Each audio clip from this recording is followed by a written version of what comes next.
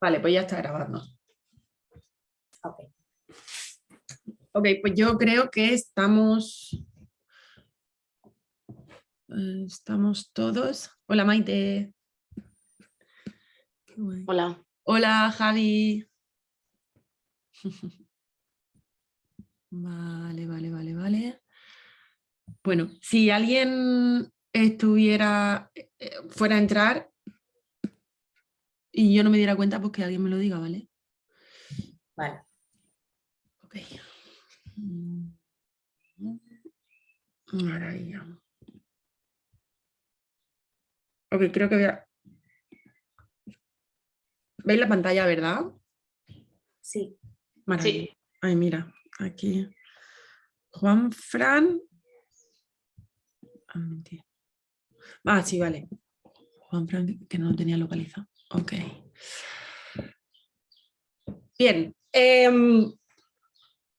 Hoy vamos a hablar de los riesgos de mindfulness, la diferenciación, porque bueno, siempre hablamos de mindfulness como terapeutas, tenemos muy claro que es una técnica que se utiliza dentro de la terapia, pero sí que es cierto que hay como una especie de sobregeneralización de este concepto. Se utiliza para muchos tipos, lo utilizan los coaches, lo utilizan, se utiliza dentro de los conductistas, se utiliza también en Gestalt, se utiliza en un montón de corrientes y es casi como el cajón desastre, ¿no?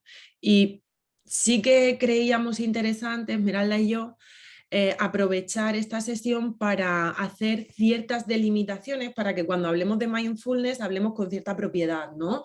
De qué es mindfulness, cuál es la diferencia entre mindfulness y meditación, cuál es la diferencia entre una técnica de relajación y mindfulness, que no es para nada lo mismo, y sobre todo algo que no está tan investigado y que no se conoce tanto como cuáles son los riesgos de realizar mindfulness, no solo a nivel de que se descompense la persona dentro de sesión, sino qué riesgos tiene una mala praxis del mindfulness a nivel psicopatológico.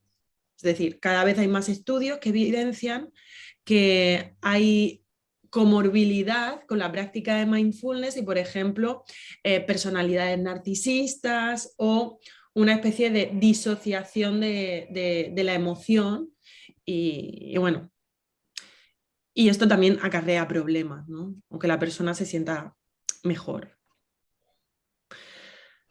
A ver, pues sí, pasa. Va a haber puntos que me voy a saltar, ¿de acuerdo? Porque esto fue una presentación que presentamos hace varios años para un curso de yoga y creo que hay aspectos a los que tampoco vamos a entrar a nivel neurológico y demás. Sí que me gustaría diferenciar entre la meditación y mindfulness. Básicamente, ay, espera, aquí, admitir. Bueno, pido perdón por el ruido. No sé si se oye ruido de fondo. Bien, diferencias entre meditación y mindfulness. Cuando hablamos de meditación, hablamos de prácticas dentro de religiones o prácticas espirituales. En Occidente teníamos la contemplación cristiana, que los cristianos hacían meditación, la contemplación cristiana, el quietismo era otra meditación que se utilizaba, pero siempre estaba relacionado con grupos de identidad común, es decir, como un poco sectas, para que nos hagamos una idea, ¿no? Como religiones comunes o como formas de ver la vida común y generaba cierto endogrupo. Pues tendríamos la contemplación cristiana, el quietismo, el imaginario vera o el imaginatio vera, que esto suena mucho, ¿no? A los... ¿cómo era? A los templarios y a los masones y a todo este tipo de gente. Estas son prácticas de meditación que se utilizan en Occidente. Luego en Oriente pues está el Vipassana, la Raja Yoga, el Kriya Yoga, Nada Yoga, en fin, hay un montón de meditaciones que se utilizan dentro del yoga como formas de meditación. Sin embargo, este tipo de meditaciones no tienen nada que ver con el mindfulness. ¿De acuerdo? Son meditaciones que están suscritas a lo espiritual, a lo religioso y que utilizan diferentes técnicas, pero no es tan concreto como mindfulness. porque mindfulness es un derivado de la meditación vipassana que se utiliza, es decir, se cogen elementos de esa meditación vipassana adaptados fuera de un contexto religioso y los incluye Kabat-Zinn para una intervención en estrés.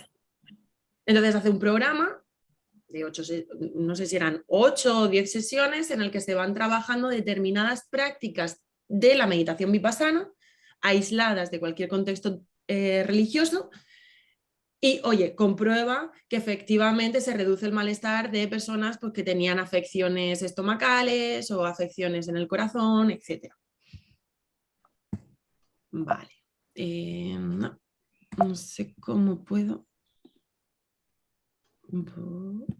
Ok. Dame un segundo porque voy a... bueno, aquí está... Porque Laura pregunta, o sea, no le deja meterse, no sé si a ti te sale algo para que la aceptes. Voy a ver. Espérate porque tengo aquí... Se lo he vuelto a reenviar Ahora. ¿Sí? ¿Ya? Yeah. Creo que sí. Hola, Laura.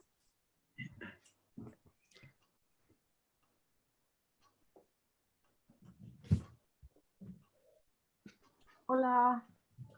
Vale. Es que no sé Bien. qué problema tenía. Ahora, luego os pasaré este PowerPoint porque hay un montón de citas, entonces si vosotros queréis investigar o queréis indagar sobre el tema, pues hay un montón de bibliografía bueno, que habla de mindfulness y esa diferenciación que os estaba comentando entre cuál es la meditación, o sea, cómo se coge de la meditación determinadas prácticas para realizar mindfulness. Entonces, pues bueno, sí que tenemos que tener claro que cuando hablamos de mindfulness no hablamos de una técnica, de una herramienta, hablamos de un proceso. ¿Vale? Un proceso mental que es diferente a los procesos mentales que se utilizan en el día a día o cómo se encuentra nuestro cerebro cuando está relajado. ¿De acuerdo? Es un estado mental o un proceso mental que se practica, pero no deja de ser un estado, como hablar de concentración. ¿De acuerdo? Vale, aquí hay un montón de bibliografía para quien quiera indagar. Sí que, pues como os comentaba, mindfulness no solo ha sido utilizado como técnica en sí, es decir, hay una línea de intervención que hace una intervención a través de mindfulness. En las terapias de tercera generación o en las terapias contextuales, sí que hay una línea que trabaja única y exclusivamente con mindfulness. Desde mi punto de vista, bueno, puede servir pues, para casos muy concretos como lo utilizó Kabat-Zinn, es decir, cuando estamos hablando de procesos de quemado, de estrés agudo y que podemos utilizar el proceso de mindfulness como una herramienta, pero desde mi punto de vista no lo utilizaría como una terapia, como una corriente terapéutica. ¿De acuerdo? Entonces, sí que hay muchas terapias que incluyen mindfulness como un proceso o un punto dentro de la terapia, ¿no? Por ejemplo, la terapia dialéctico-conductual basa uno de sus pilares en el mindfulness. Sin embargo, en la terapia dialéctico-conductual, la práctica de mindfulness que se realiza está muy adaptada a procesos de disregulación, que, bueno, esto lo veremos un poquito en cómo abordar cuando hay una descompensación, porque no me quiero enrollar aquí. Bien, sí que es importante diferenciar cuál es el modo por defecto de la mente, o sea, la red de modo por defecto, que es el concepto de mente errante, que sí que se utiliza mucho cuando leamos, o si leemos un poquito de mindfulness, sí que aparece mucho el concepto de mente errante. Y es que realmente nuestro cerebro cuando está relajado pues tiene una enorme actividad cerebral donde la mente va conectando una neurona con la otra. Hay personas pues, que están en el pasado, futuro, vidas paralelas. Sería el concepto este de no paro de pensar, ¿no? Mi mente está totalmente explosiva y continuamente estoy pensando una cosa, otra. La rumiación, sin embargo, ocurre cuando pienso mucho sobre una cosa o sobre un campo.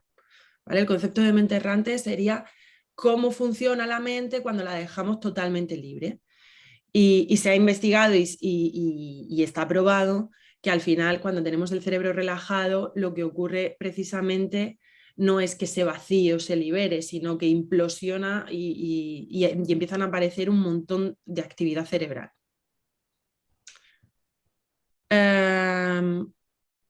Vale, la red neuronal por defecto es un conjunto de regiones del cerebro que colaboran entre sí y que podría ser el responsable de gran parte de las actividades que se desarrollan mientras la mente está en reposo. Creo que esto está claro.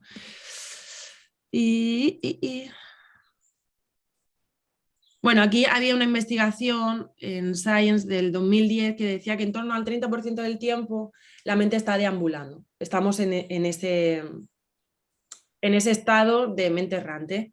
Yo diría que mucho más, porque también con el efecto de las redes sociales, esto no he incluido investigaciones porque no lo he investigado mucho, pero sí que creo que con el uso de las redes sociales, cuanto más se utiliza las redes sociales, internet, videojuegos, es decir, cuanta más información metemos, probablemente más tiempo esté nuestro cerebro en ese proceso de mente errante cuando lo dejamos quieto, porque hay una sobreestimulación y al final cuando lo dejamos en reposo, yo entiendo, no sé si Esmeralda ha leído algo a este respecto, pero bueno, yo entiendo que ahora estará un poquito por encima.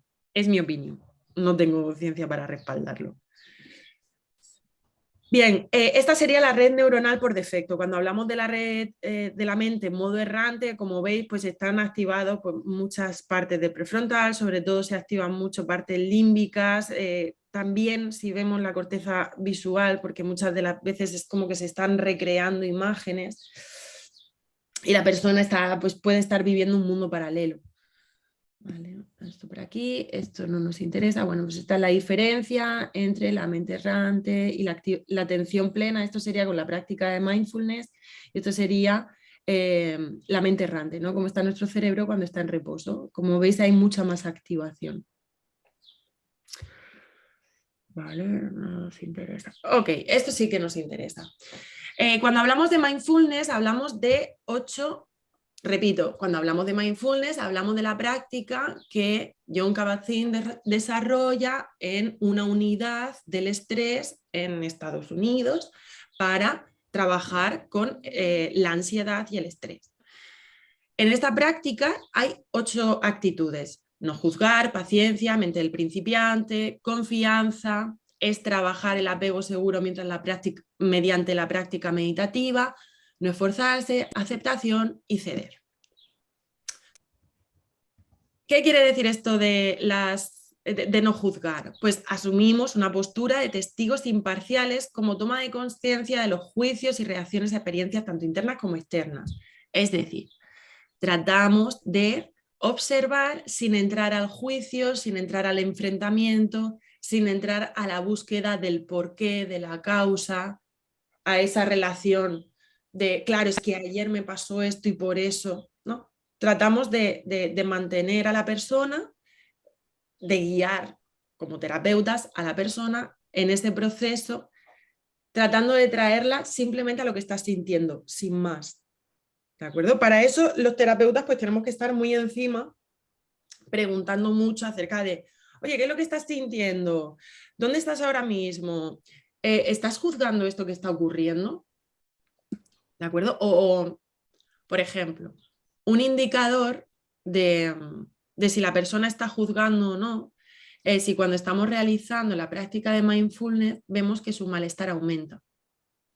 Es decir, si vemos que la persona empieza a agitarse, si vemos que la persona empieza a sentir cada vez más malestar, probablemente está rechazando aquello que está sintiendo y por tanto está entrando en la lucha, y es en ese momento donde el terapeuta tiene que entrar a gestionar aquello que está ocurriendo, ofreciendo un modelo a la persona para que empiece a gestionar desde el no juicio. Paciencia.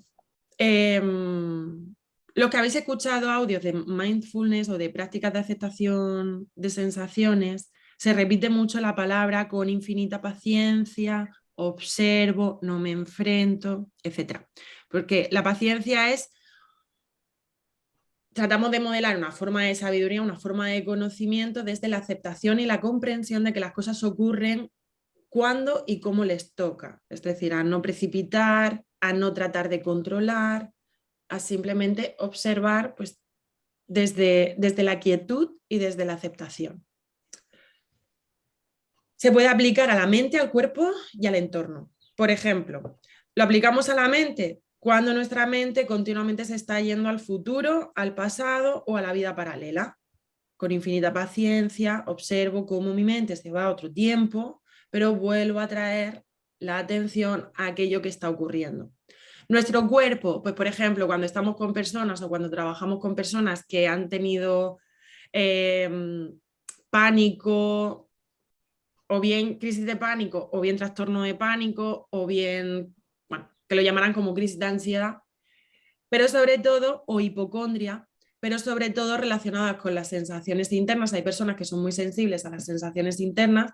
En ese momento, con infinita paciencia, observo aquella incomodidad, ese dolor, trato de diferenciarlo. Aquí ayuda mucho a hacer representaciones visuales o tratar de dar una imagen a aquello que está ocurriendo para que la persona esté cerca, pero al mismo tiempo a una distancia de esa sensación. Y progresivamente el objetivo del terapeuta es ir acercándolo a esa sensación desde esta actitud, ¿no? Desde la paciencia. Voy a esperar pacientemente a esta sensación, sin enfrentarme a ella, sin juzgarla.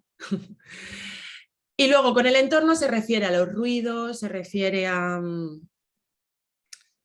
cualquier causa, o, pues sobre todo ruido, olores, sensaciones ambientales como frío, calor, etc., ¿no? Tratar de que la persona esté ahí gestionando, por ejemplo, a mí me ocurre mucho en la práctica meditativa que los ruidos me cuestan, ¿no? Entonces es un buen momento para trabajar esa paciencia, ¿no? El hecho de que haya algo que me incomode, pero con infinita paciencia estoy aquí quieta y trato de gestionar esa irregulación. Luego, la mente del principiante, pues es básicamente tratar de hacer esta práctica, tratar de observar lo que ocurre en la mente, lo que ocurre en el cuerpo, lo que ocurre fuera, como si fuera la primera vez que lo escucho, como si fuera la primera vez que lo observo, como si fuera la primera vez que lo siento. Creo que eso queda claro, ¿no? Cuando hablamos de mindfulness es tratar de ver como genuino o como si fuera la primera vez que hacemos algo. ¿Por qué? Porque si no entraríamos en los juicios, entraríamos en la resistencia y no tendría sentido. Confianza. Vamos a tratar en todo momento de primero a través de un modelado, pero luego que la persona lo vaya interiorizando, desarrollar una forma de estar con uno mismo y con sus sentimientos basada en la confianza o en la aceptación, ¿no? Por ejemplo, algo que vamos a encontrar es dentro de la práctica, es que no sé si lo estoy haciendo realmente bien, es que no, creo que me estoy equivocando, es que no termino de concentrarme lo suficiente, ¿no? Observamos este tipo de verbalizaciones para ahondar en ellas como una forma de decir, fíjate, ¿cómo podrías o cómo podemos cambiar esa mente de fracaso, esa mente de error? Pues simplemente decir, oye, pues no hay ningún fracaso o no hay ningún error, no pasa nada, no hay una forma buena o una forma mala de hacer esto. Vale. Más actitudes, no esforzarse. La práctica de la meditación nunca debería ser un esfuerzo. En el momento en el que la persona dice que es que me estoy esforzando demasiado, a lo mejor lo que estamos haciendo es una técnica de relajación o una técnica, si hay esfuerzo, lo que estamos haciendo es una herramienta. No estamos trabajando en este concepto de meditación. ¿De acuerdo? No pasa nada. Por ejemplo, la aceptación de sensaciones muchas veces se utiliza como una exposición, ahí hay un esfuerzo.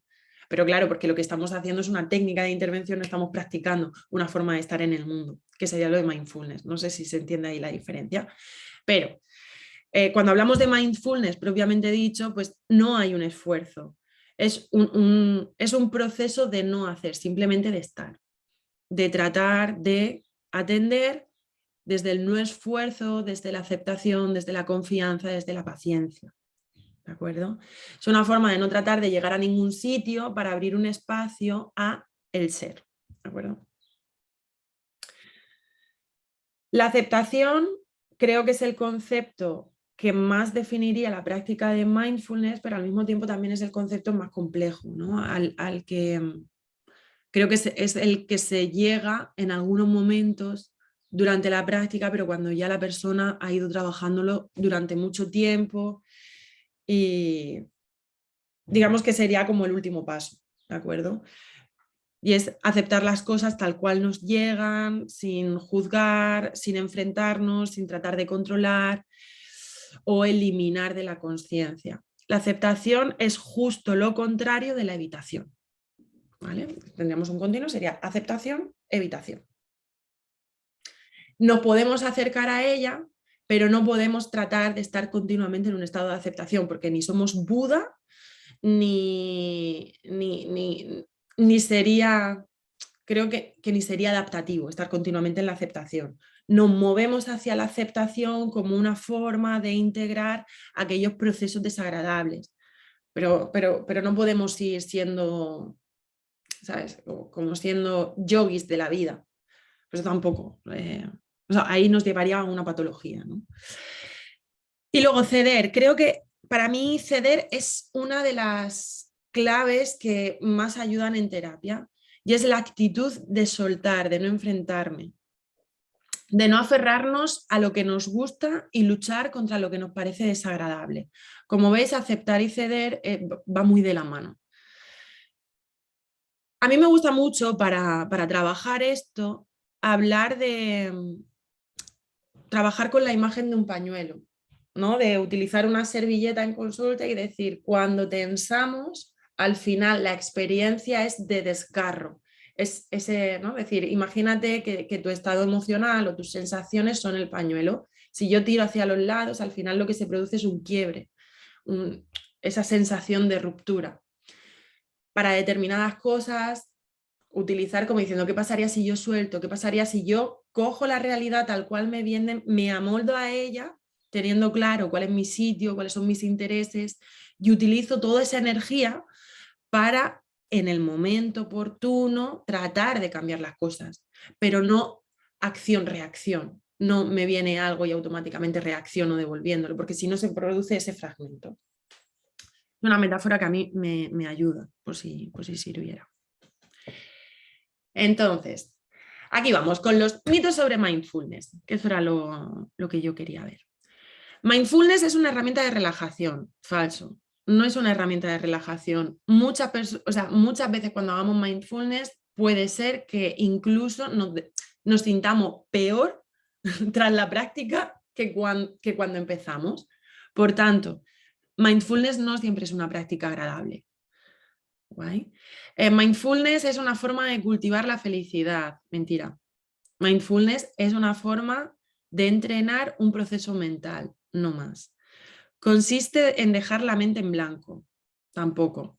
Precisamente cuando relajamos la mente o cuando observamos, precisamente lo que aparecen es un montón de pensamientos. Hay prácticas meditativas que te llevan a esto, pero no deja de ser como hacer una posición y quedarte en equilibrio. Estás ahí, puedes estar durante un tiempo, pero vamos.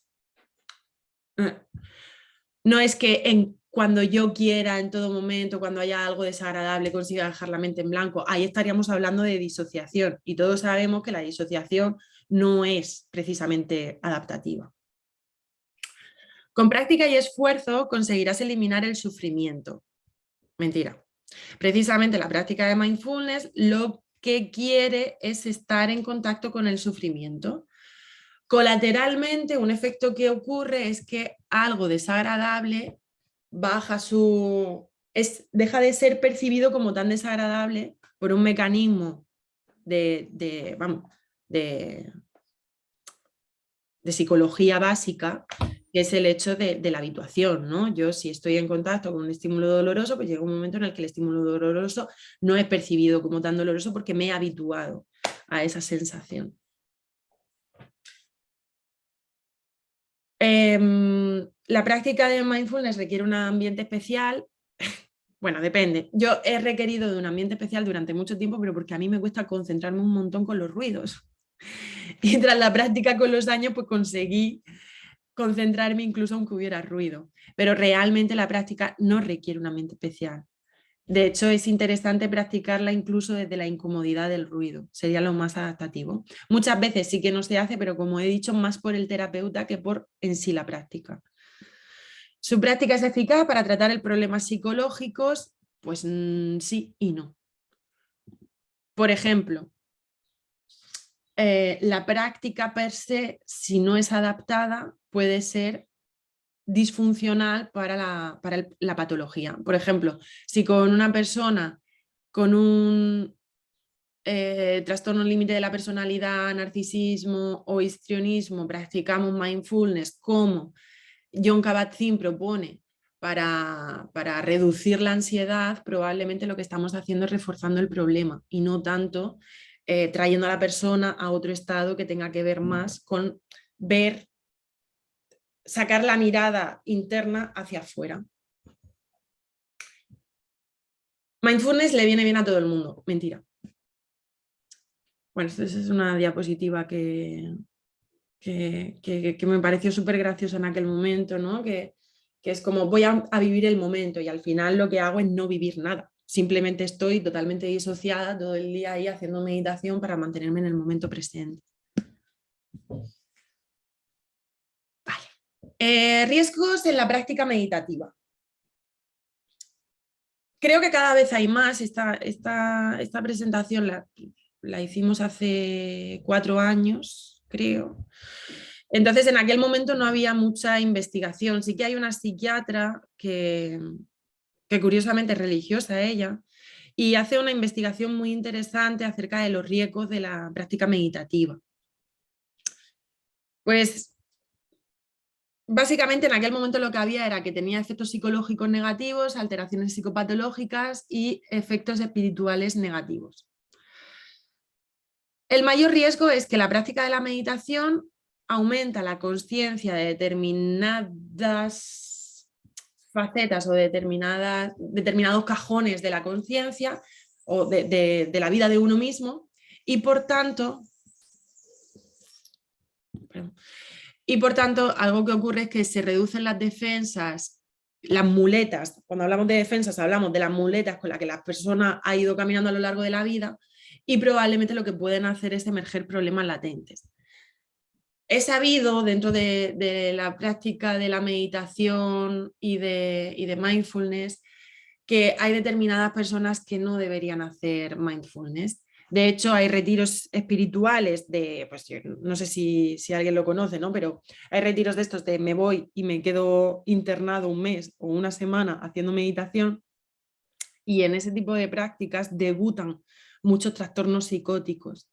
¿Por qué? Pues precisamente por esto, ¿no? Al tomar conciencia de aquello que no estoy preparado, pudiera ser que apareciera una sobreactivación, que la persona no tenga herramientas suficientes para regular esta sobreactivación y pues al final debuta un problema.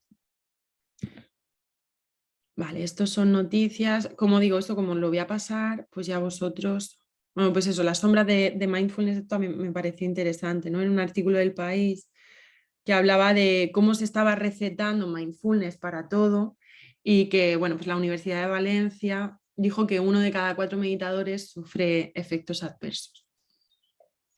Entre los efectos psicológicos negativos, pues encontramos angustia, idealización del maestro, y es que en la práctica de mindfulness ocurre mucho que personas que necesitan de una religión o de una secta o de un grupo, pues al final se acogen al mindfulness, pero más desde esa corriente no religiosa que estábamos hablando.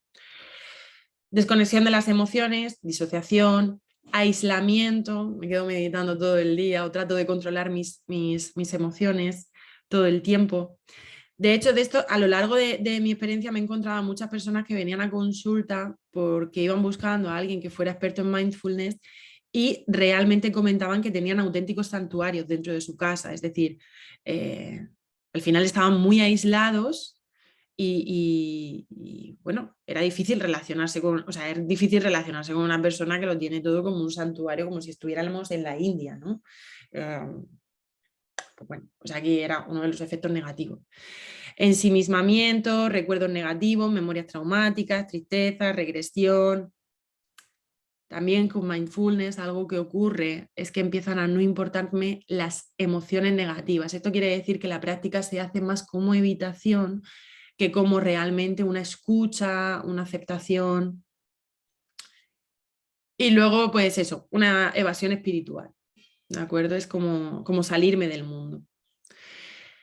Alteraciones psicopatológicas, pues creo que ansiedad, crisis de ansiedad, las más relevantes serían las alucinaciones, los delirios, la despersonalización, narcisismo y bueno, suicidio y estrés postraumático. El suicidio sería más bien pues una persona, un trastorno, una persona con muchísima impulsividad, ¿no? Si una persona es muy impulsiva, vamos a tener cuidado, vamos a hacer prácticas progresivas más como una desensibilización sistemática con la mirada hacia afuera que realmente como una práctica intensiva, porque sí que es cierto que con la depresión o cuando están tomando medicación, la experiencia puede ser tan desagradable que si la persona es muy impulsiva tiende a autolesionarse como una estrategia de regulación. Entonces sí que tenemos que tener cuidado. Y bueno, esto me pareció como muy interesante, ¿no? Lo de los efectos espirituales negativos, pues la noche oscura, la conciencia del mal, la emergencia de la kundalini, la vanidad, las visiones, la adicción al trance, ¿no? La enfermedad del yogi, el desprendimiento, bueno, muerte o desprendimiento del ego, y es el hecho de ya no tener como identidad, ¿no? Hay muchas personas que se pueden quedar en una especie de la nada, y eso también, el sentimiento de vacío. La glotonería espiritual, que esto se ve mucho también, que al final no deja de ser una incorporación del conocimiento de las prácticas meditativas como el que se pega a tracones de comida, pues al final glotonería espiritual, pero vamos, podríamos hablar de glotonería espiritual, intelectual, etc. ¿Vale?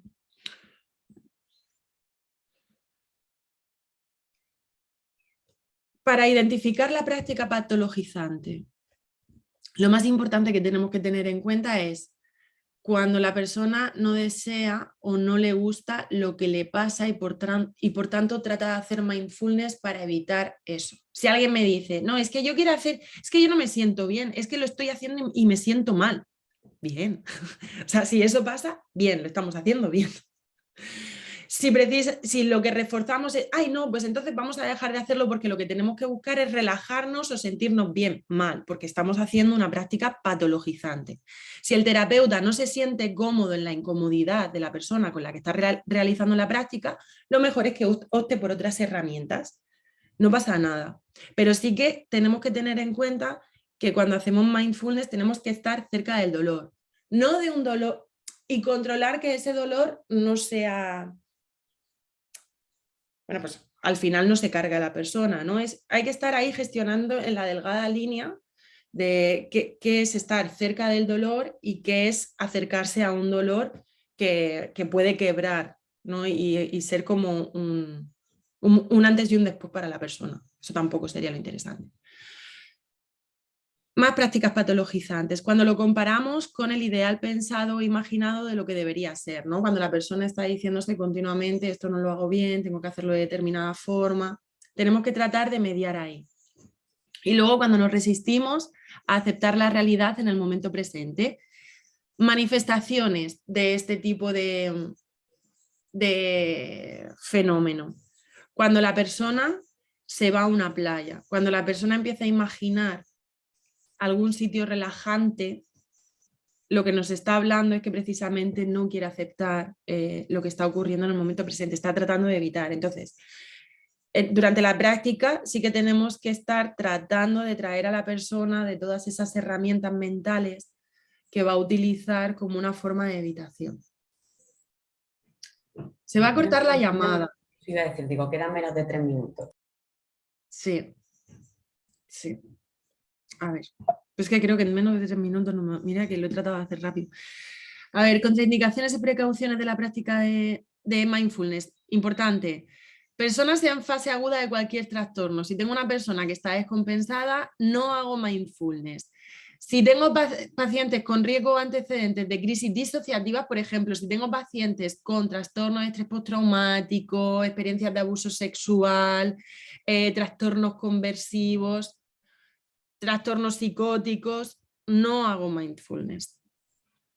Tendría que hacer un mindfulness si soy especialista en ese tipo de trastorno, adaptando la práctica de mindfulness a lo que sí que puede aguantar esa persona.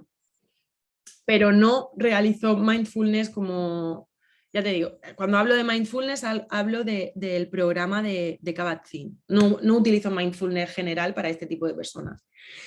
Si presentan deterioro cognitivo grave, agitación, dificultad para procesar, ¿no? Sensaciones, o si hay medicación. Cuando hay medicación tengo que tener mucho cuidado. Los antidepresivos, hay determinados tipos de antidepresivos que están demostrados que no funcionan, o sea, realmente pueden descompensar a la persona gravemente. Entonces sí que es importante. Los ansiolíticos generalmente no, pero los antidepresivos sí que pueden ser un problema, sobre todo si está en la fase de ingesta de primeras semanas, ¿no? Los antidepresivos tardan como 3 semanas de media en hacer efecto, pues si están esas 3 primeras semanas, bajo ningún concepto lo voy a hacer, porque uno de los efectos secundarios que tienen los antidepresivos precisamente es agitación, deseo de suicidio, o sea, como ideación suicida. Entonces, si están en esa fase, puedo tener un problema haciendo esto. Y luego también si son personas hipercríticas u oposicionistas, pues bueno, aquí depende de la confianza con la que esté el terapeuta. Yo no lo recomiendo, ¿de acuerdo? Pero bueno, si yo ya me siento en la confianza de hacer mindfulness y ya tengo bastante experiencia, pues me puedo probar con esas personas. Pero va a ser un continuo partido de tenis y agota. Creo que nos vamos a ir en breve. A ver, solo por saber. Vale, sí. Voy a mandar otro enlace, ¿de acuerdo? Sí, lo estoy creando yo, os lo voy pasando, termina y... Perfecto. Venga, pues cierro estas sesiones que si no...